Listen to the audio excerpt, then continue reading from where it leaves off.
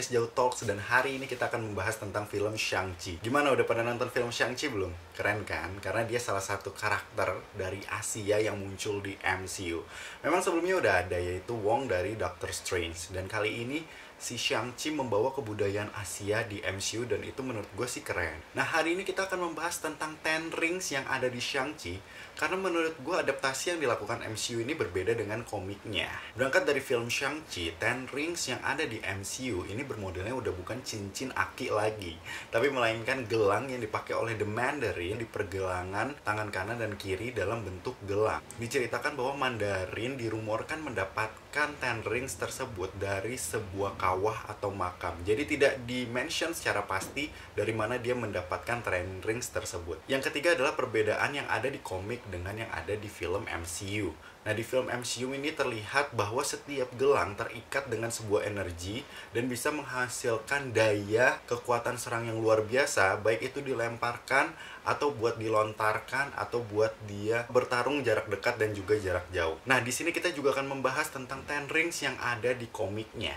Bila kita mengacu pada komik, Ten Rings ini berasal dari bangsa Makluans, yaitu sebuah bangsa di luar planet bumi. Nah, diceritakan pada suatu hari ada bangsa Makluans yang jatuh di planet bumi. Nah, itu seekor naga putih dalam sebuah pesawat yang dikelilingi oleh 10 cincin yang melindunginya. Nah, ceritanya si Mandarin ini sudah mengamati pesawat jatuh tersebut. Dia tertarik dengan 10 cincin yang mengitari pesawat tersebut, lalu dia mengambilnya. Lambat laun, setelah lama menggunakan 10 cincin itu, dia memahami bahwa ada kekuatan yang bisa digunakan yang berasal dari 10 cincin itu. Nah, Ten Rings di komik ini diceritakan setiap cincinnya memiliki kekuatan dari roh bangsa Makluans. Namun, untuk penggunaan kekuatan dari setiap 10 cincin itu, penggunanya harus memiliki tekad yang sangat kuat. Nah, ceritanya Ten Rings dan The Mandarin ini cocok. Karena Mandarin baik di MCU atau di komik, dia tujuannya sama. Penguasaan kekuatan dan juga menguasai dunia, seperti itu.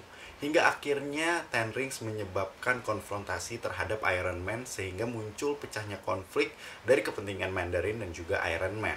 Nah, di sini di MCU pasti Iron Man-nya udah nggak ada dong. Nah, jadi di sini lebih dilihatkan bahwa Ten Rings dengan The Mandarin dan juga si Shang-Chi sendiri. Di sini gue akan mention apa saja sih kekuatan Ten Rings dalam komiknya. Sebelum kita lanjut lagi pembahasannya, gue pengen ngasih tahu selain gue membuat Faris Jauh Talks di YouTube, gue juga membuat sebuah podcast yang bisa kalian dengarkan di Spotify. Kemudian juga gue membuat sebuah cerita atau novel digital yang gue taruh karyanya di Wattpad dan juga Storyalco bernama Mada dan Naga. Dan gue juga membuat musik bernama Not Young Anymore Music yang sudah bisa kalian dengarkan di YouTube, Spotify, atau platform digital musik lainnya. Jangan lupa untuk mampir ya. Yang pertama ada Zero, cincin ini meledakkan es menurunkan suhu hingga 0 mutlak. Yang kedua ada The Liar, di mana cincin ini dapat mengendalikan pikiran suatu orang pada suatu waktu dan menciptakan ilusi mental. Dan yang ketiga ada Lightning, di mana dia bisa memberikan pencahayaan. Dan yang keempat ada Pijar, di mana cincin ini pada dasarnya menjadi obor bagi manusia lain dan memberi kekuatan api dan juga terbang. Yang berikutnya ada Daimonic, di mana cincin ini dapat mengendalikan energi elektromagnetik dan menciptakan ilusi holografik. Yang berikutnya ada Remaker, di mana kekuatan cincin ini mampu memanipulasi tingkat molekul ataupun ikatan sesuai dengan keinginan penggunanya. Yang berikutnya ada Influence, di mana cincin ini memberikan sinar kekuatan dan juga gelombang sonic. Selanjutnya ada Spin, yang di mana kekuatan cincin ini mirip dengan tornado, jadi bisa menciptakan angin sangat kencang dalam sebuah pertempuran. Dan yang berikutnya ada Spectral, di mana cincin ini memiliki sinar disintegrasi dengan waktu cooldown 20 menit. Dan yang terakhir adalah Nightbringer, di mana cincin ini dapat menciptakan kegelapan yang tak tertembus. Jadi, kalau misalnya kita mengacu pada komik, 10 cincin ini memiliki kekuatannya masing-masing. Diceritakan bahwa The Mandarin adalah salah satu orang yang paling lama menggunakan cincin tersebut. Artinya, ada orang lain selain The Mandarin yang menggunakan cincin tersebut.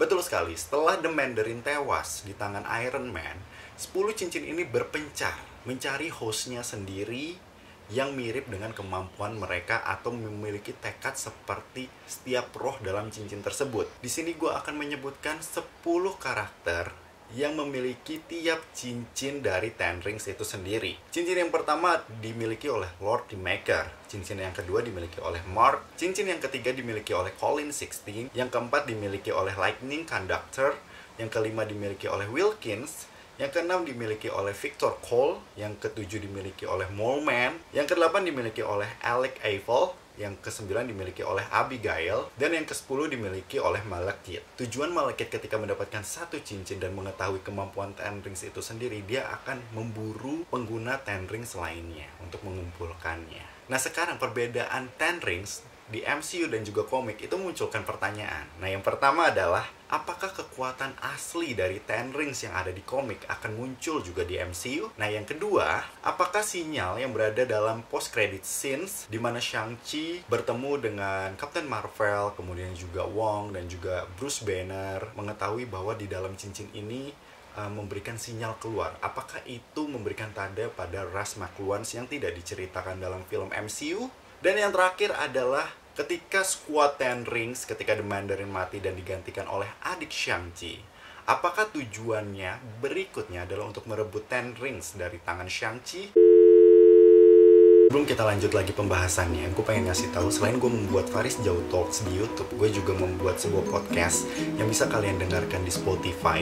Kemudian juga gue membuat sebuah cerita atau novel digital yang gue taruh karyanya di Wattpad dan juga Storyalco bernama Mada dan Naga. Dan gue juga membuat musik bernama Not Young Anymore Music yang sudah bisa kalian dengarkan di YouTube, Spotify, atau platform digital musik lainnya. Jangan lupa untuk mampir ya. Jadi itu dia untuk Faris Jauh Talks hari ini. Sampai jumpa di episode berikutnya.